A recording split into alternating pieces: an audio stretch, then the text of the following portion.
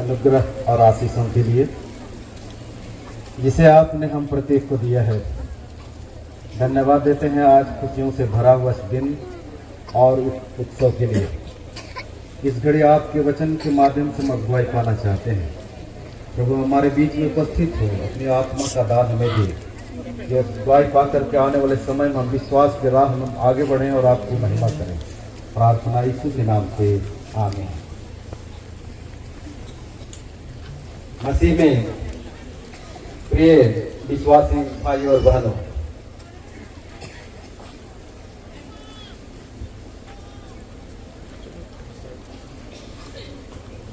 इस्राएलियों की यात्रा मिस्र से कनान तक लगभग 40 वर्षों की यात्रा पूरे बाइबल में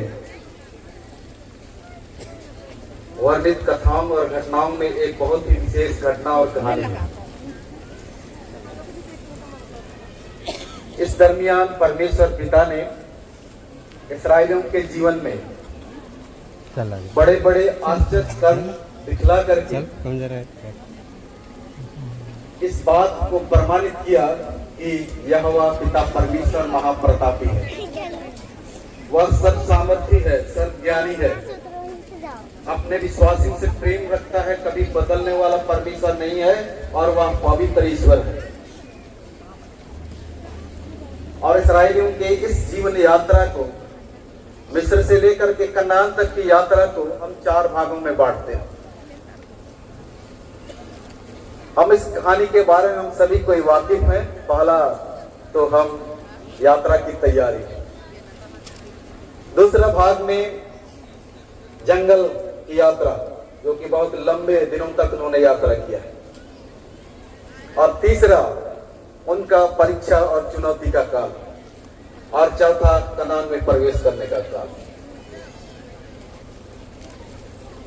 और आज जिस वचन को अगुवाई के लिए हमने सुना है, यह वचन दूसरे भाग से संबंधित है, अर्थात जंगल में वे लोग विचरण कर रहे थे, जंगल की यात्रा कर रहे थे।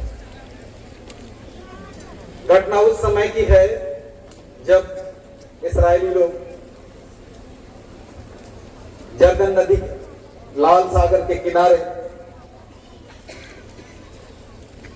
डेरा डाले हुए थे। मिस्र के राजा को पता चला कि इस्राएली मिस्र से चले गए हैं और लाल सागर के किनारे डेरे डाले हुए हैं। गुस्से में आकर के उन्होंने अपने सेनाओं के कहा, सारे रथ लेकर के जाओ और उन्हें वापस लेकर के लाओ। और फिरौन के पास जितने भी रथ थे, जितने भी सेना थे, सभी सेनाओं को उन्होंने भेज दिया। और जब आंखें उठा करके इस्राएली लोग पीछे मुड़ करके देखने लगे तो क्या देखते हैं कि फिरौन का सारा सेना उसके पीछे आ रही है। ऐसे समय में इस्राएली लोग मूसा को कहने लगे कि क्या मिस्र देश में हमारे लिए कब्र नहीं था कि आपने हमें इस जंगल में लेकर के लाया। वे लोग निराश हो गए थे। ऐसे ही समय में मूसा के माध्यम से परमेश्वर सामर्थ का काम करता है और लाल समुद्र को 2 भाग करता है, और इस्राएली बड़े आनंद के साथ में लाल समुद्र पार करते हैं। और इस बड़े सामर्थ के काम को देख करके आनंदित होते हैं, विशेष करके मूसा और उसकी बहन मरियम। लाल सागर पार करके परमेश्वर को धन्यवाद देते हैं, गीत गाते हैं, और उसी गीत के बोल के कुछ अंशों को, कुछ शब्दों को आज हमने अगुवाई के लिए हमने वचन चुना है कि उसके द्वारा से हम अगुवाई पाए और अपने विश्वास में आगे बढ़े। जब इस वचन के बोल को हम देखें, शब्दों को हम देखें, तो हम विश्वासियों की अगुवाई पाने के लिए कई बातें इस पर सम्मिलित हैं जो हमारे आत्मिक यात्रा को सफल बनाने के लिए एक नई राह दिखाता है। पहली बात तो हम क्या लेते हैं, पहला वचन या शब्द हम क्या पाते हैं, यहोवा का गीत गाओ। और यहोवा का गीत गाओ यह शब्द पूरे बाइबल में एक असाधारण विषय है। और कई बार हम पुराने नियम में हम देखते हैं कि यहोवा के गीत गाओ, यहोवा के गीत गाओ। कई गीतकारों ने इस प्रकार के गीतों को गाया है, लेकिन उससे कहीं बढ़कर यह गीत है, क्योंकि इतने बड़े आश्चर्य कर्म पहली बार इसराइलियों के जीवन में परमेश्वर दिखाता है। और यह असंभव की बात थी कि इसराइली लोग लाल समुद्र को कैसे पार करेंगे, परंतु जब वे पार करते हैं तो बड़े आनंद और खुशी के साथ में मरियम यह गीत गाती है कि यहोवा का गीत गाओ, क्योंकि परमेश्वर ने उस लाल समुद्र को पार ही नहीं कराया था, परंतु जितने सैनिक थे मिस्र से आए हुए, जितने भी फिरौन के सैनिक थे, उन सारे सैनिकों को घोड़ों के समेत उन्होंने लाल समुद्र में बहा दिया था, उनका सर्वनाश किया था। और इस घटना के द्वारा से परमेश्वर ने अपने आप को यह प्रमाणित किया है कि वह मात्र एक परमेश्वर है जो विश्वासियों की सहायता करता है। और इस बात को पहले ही 6वें अध्याय के निर्गमन उसका 6वें अध्याय के 6 पद में परमेश्वर मूसा को और इस्राएलियों को कहा था, मैं यहोवा हूं, अपनी भुजा बढ़ाकर और भारी दंड देकर तुम्हें छुड़ा दूंगा। अर्थात जो तुम्हारी विरोध करेगा उसे भारी दंड देकर के मैं तुमके हाथों से मैं तुझे छुड़ा लूंगा। ये पहले उन्हें विश्वास दिलाया था, परंतु यहाँ पर हम क्या देखते हैं कि इस्राएली लोग सारी बातों को भूल चुके थे कि परमेश्वर ने उन्हें क्या प्रतिज्ञा किया था, परंतु यह प्रमाणित किया कि वह प्रतिज्ञा ही नहीं, परंतु वह प्रतिज्ञा के अनुसार वह उनका छुड़ाने वाला परमेश्वर भी है। और वह प्रतिज्ञा किया है, उस प्रतिज्ञा के अनुसार वह विश्वस्त भी है। जो प्रतिज्ञा उसने किया है उसको वह पूरा करके रहेगा और पूरा करने वाला परमेश्वर है। इस बात को उन्होंने इस लाल समुद्र को पार करने की घटना में परमेश्वर ने इस्राएलियों को दिखला दिया। और इसीलिए मरियम से स्मरण करके कहती है कि यहोवा का गीत गाओ, क्योंकि वह हमारा छुड़ाने वाला परमेश्वर है और अपनी भुजा बढ़ा करके हमें इसे भारी दंड दे करके हमें बचाया है, वो हमारा उद्धार करता है। दूसरी बात हम क्या पाते हैं, दूसरा जो परमेश्वर महाप्रतापी है। महाप्रतापी कहने से कई शब्द आते हैं, जिसमें सर्वशक्तिमान आता है, सर्वज्ञानी, सनातन और अडिग और पवित्र। जो महाप्रतापी अर्थात इन 4-5 गुणों को परमेश्वर ने इस घटना के द्वारा से प्रमाणित कर दिया कि वह सर्व सामर्थी परमेश्वर है, सर्वज्ञानी परमेश्वर है और सनातन परमेश्वर है। अर्थात जुगों तक वह परमेश्वर नहीं बदलने वाला परमेश्वर है और जुग तक विश्वास करने वाले व्यक्ति के साथ सहायता करने वाला है, वह उसकी अगुवाई करने वाला, उसकी रक्षा करने वाला परमेश्वर है। इस बात को यहाँ पर प्रकट किया गया है। और मरियम और मूसा इसी बात को स्मरण करते हैं कि इस्राएल का परमेश्वर, अब्राहम, इसहाक और याकूब का परमेश्वर महाप्रतापी परमेश्वर है, वह सर्वसामर्थी परमेश्वर है, सर्वज्ञानी और सनातन और पवित्र है, वह कभी बदलने वाला परमेश्वर है। इसीलिए वे कहते हैं कि यहोवा का गीत गाओ, उसका जय जयकार करो, उसकी महिमा करो, क्योंकि वह महिमा की योग्य है, क्योंकि सर्वसामर्थी है।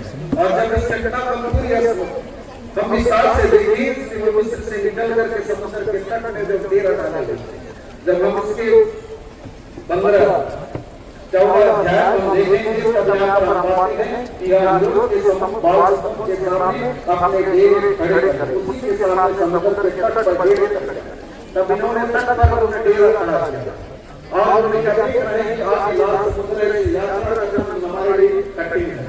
वे लोग सोच रहे हैं कि लाल समुद्र को किस तरह से हम पार करेंगे। जब वो पीछे देखते रहेगा तो उनका के सामने आ रहा है, वो सोचने लगे, इस्राएली लोग मूसा को सोचने लगे कि क्या हमारे लिए कदम नहीं था, इससे अच्छा तो यहाँ पर भागने से अच्छा तो दूसरे लोगों की सेवा करना, उसके बदले में रहना अच्छा था। मूसा को कहने लगा, तो मूसा कहने डरो नहीं, चिंता मत करो, परमेश्वर हमारे लिए बाहर निकालेगा। और यहाँ पर इस्राएली देखने लगे कि अब ये समुद्र के तट पर, लाल सागर के तट पर हमारा जीवन यह आखिरी जीवन होगा और अब यहाँ पर हमारा जीवन समाप्त हो जाएगा। वे विश्वास सोच देते क्योंकि सामने बड़ा सा लाल सागर था और पीछे फिरौन का दल था। वो रोने लगे, वो चिंतित थे क्या करें, परंतु ये जान रहे थे कि परमेश्वर महाप्रतापी परमेश्वर है, सर्वसामर्थी परमेश्वर है, दुनिया कोई भी शक्ति उनके राज का विरोध नहीं कर सकता है, ऐसा परमेश्वर है। उससे वे नहीं जानते थे, परंतु इस बात को परमेश्वर ने लाल सागर को दो भाग करके उन्होंने प्रमाणित कर दिया कि परमेश्वर, इस्राएल का परमेश्वर, याकूब का परमेश्वर, अब्राहम का परमेश्वर इस संसार का सृष्टि करता है और सारी शक्ति, दुनिया की सारी शक्ति उसके इशारे पर चलती है।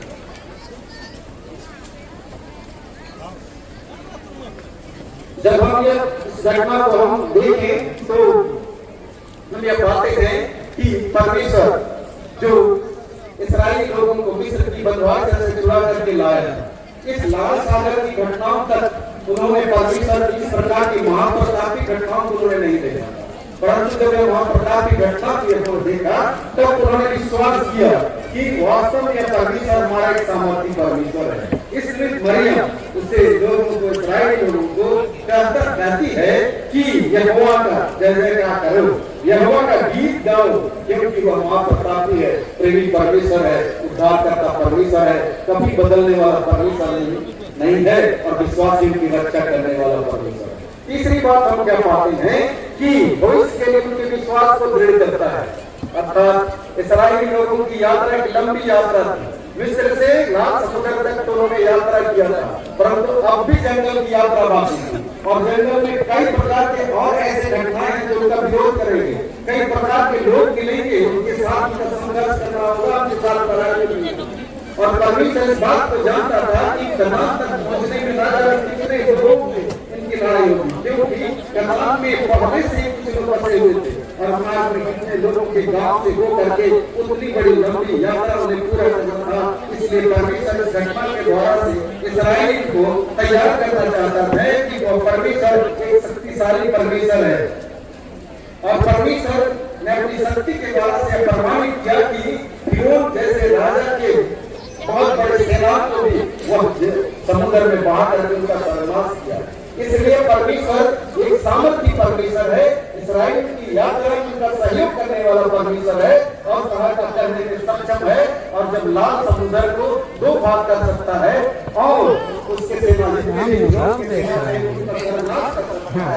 आगे की यात्रा में परमेश्वर उन्हें सहायता करेगा, लड़ाई लड़ने में उनकी सहायता करेगा, जो भी उनका विरोध करेंगे उनका सर्वनाश करेगा और